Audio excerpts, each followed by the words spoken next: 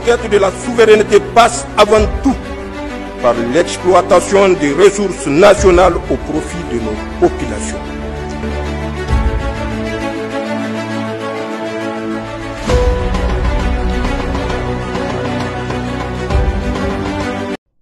Hello, my name is Nathalie Yamb. Do you know what this letter salad represents?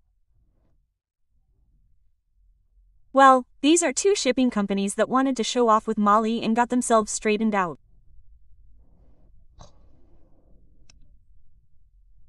CMA is a French company and MSC is a Swiss-Italian company that transports containers and other goods around the world.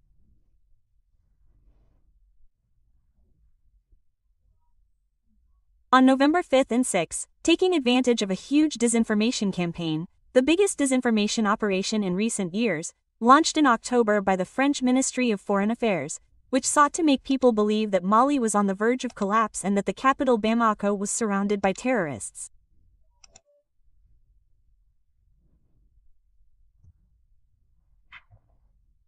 The two companies announced one after the other their decision to suspend intermodal transport and deliveries to Mali with immediate effect, citing the security risk and fuel problems caused by attacks by neo-colonial mercenaries from the GNIM on tanker truck convoys.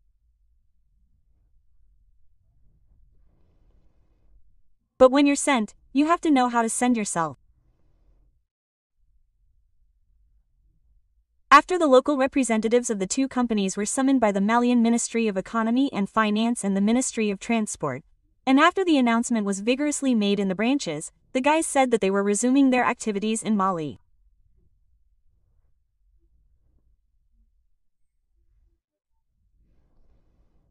This risked being a stinger, but the very fact that these companies had the audacity to consider suspending their operations immediately demonstrates that the example applied to Air France has not yet been properly understood by Western multinationals.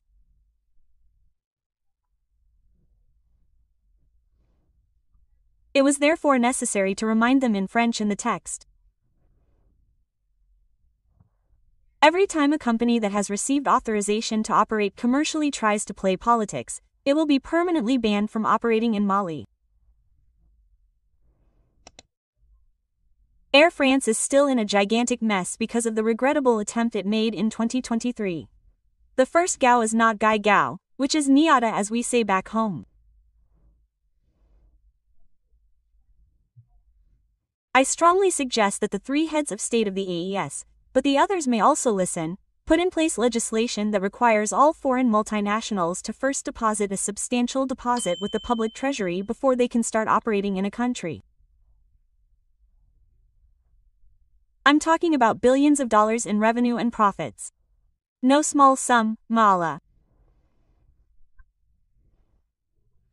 Secondly, they must sign a sworn statement never to engage in politics or participate in political acts against the country in which they operate, regardless of the injunctions of the state of which they are nationals. And thirdly, they must have a headquarters built or purchased, not rented, in the country.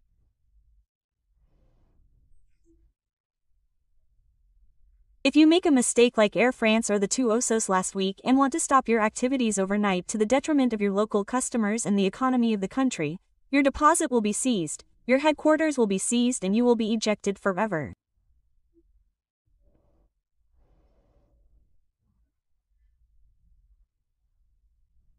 Finally, my last recommendation for the three ESA countries, in order to avoid over-dependence on external actors who are sometimes, what should I say, ill-intentioned or manipulated, is that what has happened here should be the starting point for a discussion aimed at providing the ESA Confederation with a joint shipping, intermodal transport and maritime chartering company.